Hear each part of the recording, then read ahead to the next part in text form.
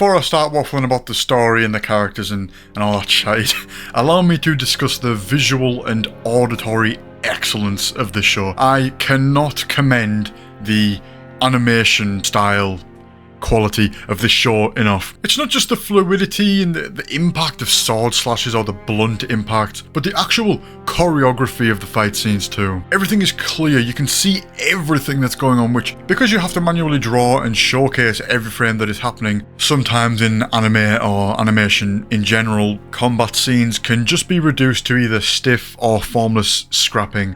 Not the case here, thankfully. I'll reaffirm this because I've said this for the longest time. Animation's biggest strength is being able to visually convey something that could not be done or would not look nearly as good in live action. An example in this show is the momentum of the ODM gear. A mix of regular animation and CG animation is used for a lot of these scenes that use this like forward flying perspective, and you just blaze past dozens of buildings at max speed, keeping tensions high during all the fight scenes. It's fucking awesome. The music too, my goodness, it is fucking epic. It's just so befitting of the nature of this show, all the high octane operatic stuff. I don't know, man, I'm not a music guy, but I can tell you that the music's pretty damn good. Got all that out the way, let's actually talk about the show. So from here on out, I will be assuming you've seen the show and or don't care about the spoilers, but you know, if you do, spoiler warning. The world building in the first season is very contained within the walls. The concept of Titans is completely new to the viewer as the armored Titan breaches the wall and the normal Titans spill through. At this point, this guy and this guy are the big bads, and shit doesn't really seem like it can get any worse than those two. So of course, we back Eren's corner as he vows to join the Scouts. A little bit more world building once he does join them, and we gradually just get more and more bits and pieces throughout the show, stuff with the other divisions, the royal family, Kenny, other villages. But for the most part, until the final season, everything is contained in what seems to be a pretty small world. You know, everywhere is travelled to on horseback, so those first few seasons are very like medieval survival horror-y. Yes, there's political stuff thrown in there, but it all does pale in comparison to the mystery and the allure of the Titans, because we, as the viewer, are very, very intrigued to know what the fuck is going on. And how can we not be when every episode leaves off on some crazy cliffhanger? Most animes are structured like this. They leave like all the most interesting bits of the episode to like the last 2 minutes, of course, to reel you in for the next one, but that shit is cranked to the max in Attack on Titan. It's nuts, especially when more of these super-powered Titans start popping up. Again, spoiler warning, I'm going to use Titans' real names from here on out, so Eren fighting Annie, Reiner. These early battles are very tense because we know how quickly life can be lost in this world, and we've seen it happen with no hesitation. People being mangled and eaten by the Titans. These first few seasons are very frustrating to watch, and not in a bad way, but you're really rooting for the Scouts because they are the underdogs of this story, against all odds Titan kind or not. They're fighting for what is portrayed as like objectively right. They're fighting for their people. Eren's got some brilliant moments in the early seasons, such as like the kill them with my bare hands! Do you hear me? With my bare hands! or the damn you! You traitors! He's hot-headed and very quick to anger, but he very rarely gets to back it up and win. So when he does eventually get a win, it's good. We as the audience, you know, give him a round of applause in our own heads. Enough about Eren. We have a very strong supporting cast across the board, really. Mikasa and Armin keep Eren in check. Connie, Sasha, John. I was afraid to get attached to these characters earlier on, out with the fear that they'd just, you know, die.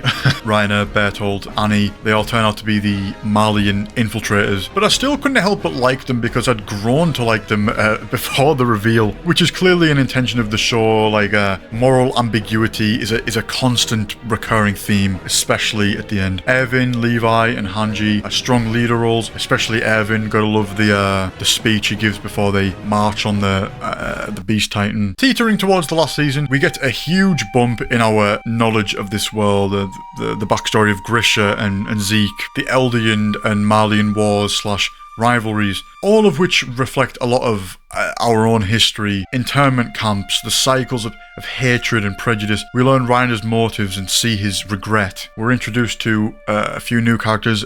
Admittedly, I was kind of iffy about some of these guys at first, mostly because I just wanted to see the main cast come back, the main cast, you know what I mean. But no, all the newly introduced characters like Peak, Falco, Gobby are all good characters too. I've no gripes with any of them. Plus, they all play a pretty important role going forward anyway. So now we know the history of the Eldians, the Malians, so it makes sense as to why these new characters have beef with the people of Paradis. And after all the hell and carnage thrust upon the island of Paradis, it's understandable why Eren would be so enraged and seek revenge. So this massacre in Liberio, while it's not nice to watch, it's understandable. Yes, he is just repeating the cycle, but it's revenge. And I couldn't help but kinda root for him, especially because, like I said earlier, he very rarely gets the W in all these battles that he has to, force himself through. After all this time, he's finally got the power in his hands after getting whooped all the time. So we get the flip side of that same familiar story, children who have had war and death forced upon them. They then end up hating the other side when really they're all the same.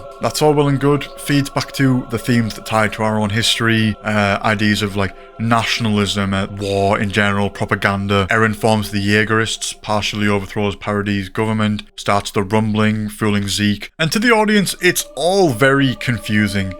We assume he's just gone mad and took this revenge thing too far, thinking that his people, the people of Paradis, will never be safe so long as the outside world continues to grow. And that in of itself is very interesting to me. From the first episode till this point in the story, we've had a range of different commentary nuances, shifts in tone, touches of horror, hints of pure action, drama, love, hate, everything human. You know what I mean? We hear so much internal monologue kind of throughout the whole show really, but especially earlier on it felt like there was maybe a bit too much internal monologue, but especially earlier on it felt like, and it makes everything feel scaled down, more in tune and down to earth.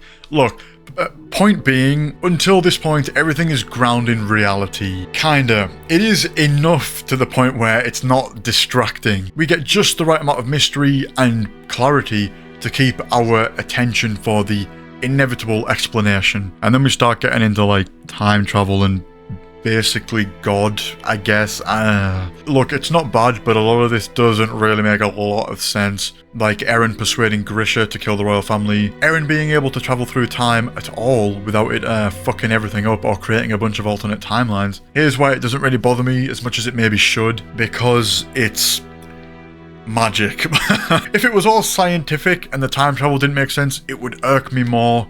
But because it's this bizarre, funky, ancestral magic, I can, let it slide, all the inconsistencies. But Eren becoming the founder, knowing the entirety of the events that would come to pass, his death, severing the Titans from Earth, and he knew all of that. He does say that he tried to change the outcome of things, but no matter how much he tried, he just couldn't. So, in all fairness, it does touch on that a little bit, but a lot of the explanation is still fairly vague and unsatisfying, I guess. The ending is extremely emotional and spectacular visually and just in general. The final battle, Hanji's sacrifice, the little brotherly blips we get between Zeke and Eren, those are wholesome while they last, but aside from the wow factor, it does leave you with that sinking feeling. You're feeling a bit there's something missing. I'm glad that following Eren's death, Connie and Jean are brought back. Seemingly the world starts to heal. So Eren is technically still the villain to the world or whatever, but he was the hero in the end, I guess. Like I said, because it's so vague, you're not even really sure how to feel about it as the viewer. Frankly, I expected nothing less than to be heartbroken by this show, but because everything was so airtight, right up until maybe the last two specials, I was hoping it would be purely an emotional void and not a logical one. I love the feeling of the show when everything was just a mystery, when it was just the scouts against all odds. I don't think the final season took things too far. In fact, I love the richening of the world and the beautiful send-offs to the characters that we lose. So many of the main cast were given opportunities to really shine and show their true character and their true strength in battle too. The final season is filled with some top grade voice acting. Armin's reaction to seeing Eren dead is just fucking awful to hear because it's so real. I think the stuff with Emilia and the weird centipede thing is cool and very interesting, but I wasn't expecting the show to take that turn. I purely expected the Titans to be one of mankind's inventions. The explanation we get, the backstory of Emilia, is a lot more grim and kinda dull than I was expecting. I'm just reminiscing on how unfathomably intriguing the show was when I didn't have all the pieces of the puzzle. And now I do, and I've put them all in the right order. I'm not sure I really like the full picture. I like every character. Eren you can't help but root for. Mikasa, it's awesome seeing her growth, same with Armin. The scene where he withstands the heat of the Colossal only to survive it and then become the Colossal, it's fucking great. Jean, Connie, Sasha, even Bertolt could have easily just been, you know, unique looking character designs, but like just throwaway side characters. But no, they all have real depth and their own little mini, you know, side arcs. I love the presentation, the animation, the art style, the designs of the Titans. I mean, just look at these things. The music, the foreshadowing. Everything is paced and structured to pull you in, leaving breadcrumbs, tiny hints and clues. Like when they find the Titans in the walls, foreshadowing the rumbling, the key to the basement, which took them way too fucking long to finally get to, by the way. And when it gets to the ending, I just felt I had more questions than answers. I feel good that Eren didn't actually turn into everything he hated in the end, but it would have made more sense if he did just kind of go nuts and attack the Malians. The whole genocide thing is ridiculous either way, but I guess it makes for a grandiose final act, so the ending is good but kinda confusing. Also, I'm not a huge fan of this little mini time-lapse that plays during the end credits, showing the tree above Eren's grave grow slowly as mankind evolves, and then declares war on each other again. It makes the whole show seem kinda insignificant in the grand scheme of things. It's like Eren just nearly destroyed the whole world with this weird, mystical power of these Titans in this like industrial era world. Cool, now flash forward. Nuclear war. All of that was pointless. Blah blah blah. It's meant to symbolize that humanity are doomed to repeat the cycle. Blah blah blah. Don't care. It wasn't needed. You've already ripped out my heart. You don't need to stamp on it. Not to undersell the ending of the show, because it comprehensively wraps up this extremely complicated plot and does every character we care about justice. Falco and Gabi's relationship and how they develop, especially Gabi and her acceptance of her Eldian heritage, accepting that the people of Paradis are no different to her. Reina's mom accepting him for simply who he is, and he doesn't need to prove himself worthy as the armored titan. Armin finally fills Erwin's boots, and it's implied he spends a lot of time with his friends from the Scouts, which is always a nice note to end on for the fans, you know. All your favourite characters ending up spending time with each other after the story ends. Also, because they're no longer titans, they don't have limited lifespans anymore and can now live, you know, happily ever after.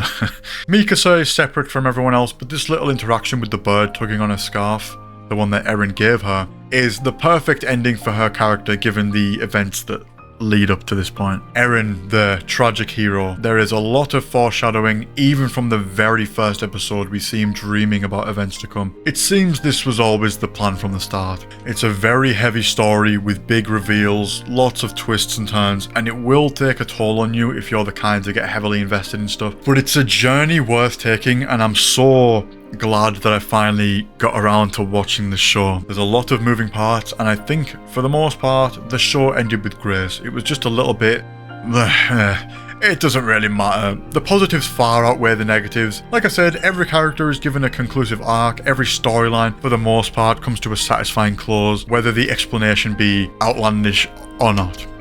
So yeah, that's that. It's taken me so long to watch this show just because I like to watch stuff with my girlfriend and we have a baby and, you know, life. For its few flaws, I'd still consider this a masterpiece. It's excellent. This, I'm going off script, but this is more than earned. Enjoy your Sir Swish seal of approval. Enjoy your space next to Lord of the Rings and Toy Story on the Mega Drive. Thank you for watching. Stay tuned.